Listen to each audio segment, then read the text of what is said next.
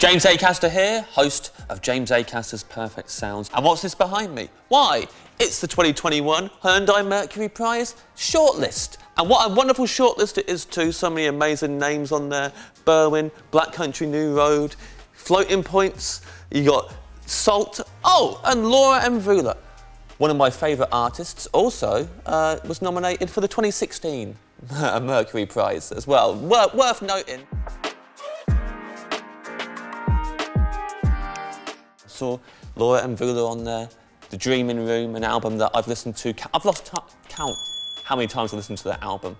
I own it on vinyl over and over again. I listened to that. David Bowie's album Black Star, his final album that he released, all about death, and then he passed away just a few days after its release. I mean, I'm getting emotional just talking about it. You heard me there in my voice. So my heart just suddenly went to that sad place of listening to that album. It's an intense album. Radiohead, talking about sadness, Radiohead released a Moon-Shaped Pool. That's an extremely cold and sad feeling album, but I mean, for a band like them to still be releasing amazing albums at this point in their career warms the heart, you know. The winner that year, of course, was KIWANUKA by SKEPTA. Such a banger of a grime album all the way through, as was Made in the Manor by Kano, which is also on the list, a really personal album that if you haven't checked out, you have got to check out. You're missing out if you haven't listened to that album. There was amazing jazz on the list from The Comet Is Coming.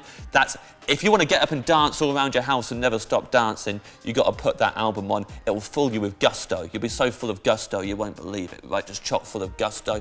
KIWANUKA was on the list with Love and Hate. He's since won the Mercury Prize. He won in 2020.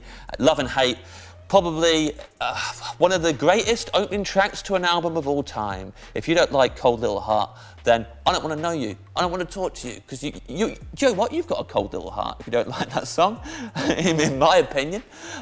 So much good stuff on that list. You had bands like Bat for Lashes, Savages, the 1975. I mean, you know, they're not messing around, the Mercury Prize, every year. And this year is no exception. There is some exceptional albums here. If you haven't listened to them, you've got to dive into it. Maybe 2021 is your greatest year for music of all time.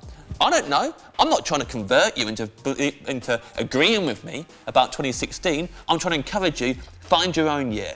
Maybe this is the year that you start finding your greatest year for music of all time.